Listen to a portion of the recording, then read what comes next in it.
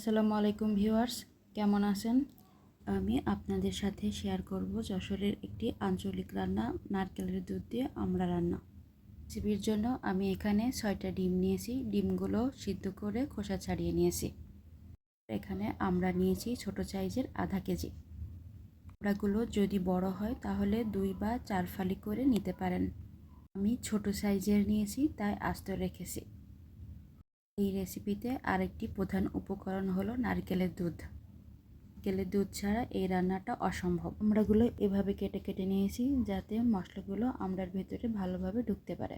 পরিমাণ মতো লবণ ও হলুদ দিয়ে ডিমগুলো ভেজে নিয়েছি।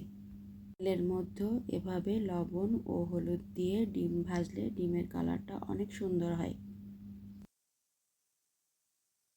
ডিম বেশি ভাজলে ডিমের উপরে যে স্কিন থাকে এটা শক্ত হয়ে যায়, খেতে ভালো লাগবে না। ডিমগুলো ভাজা হয়ে গেছে, এবার তুলে নিব। প্যানে আরও কিছুটা তেল অ্যাড করে এর মধ্যে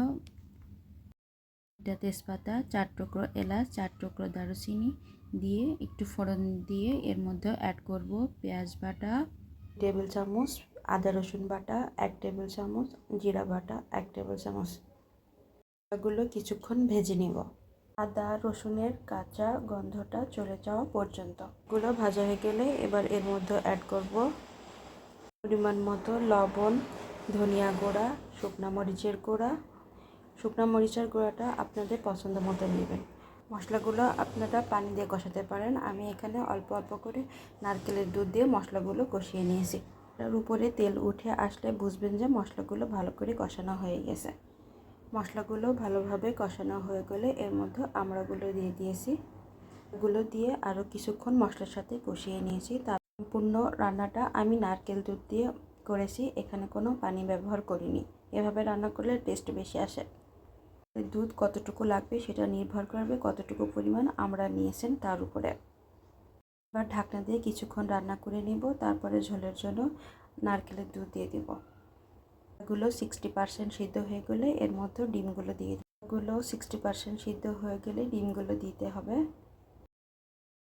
বেশিক্ষণ রান্না করলে শক্ত হয়ে যায় আর খেতে ভালো লাগে না, এই জন্য আমড়াগুলো সিদ্ধ হয়ে গেলে তারপরে দিবেন।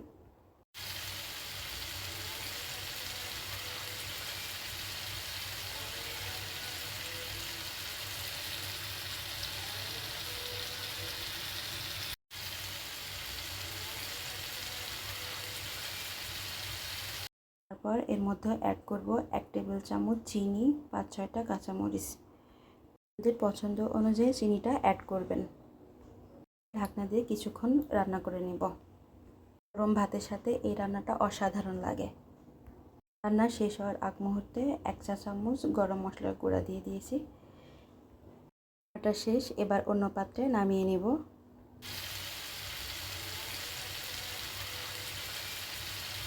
এমন মাখা মাখা ঝোল রেখেছি। এটা ভালো লাগলে লাইক, কমেন্ট, শেয়ার করে পাশে থাকবেন। আর কোনো রেসিপির সাথে দেখা হবে। আল্লাহ হাফেজ, ভালো থাকবেন।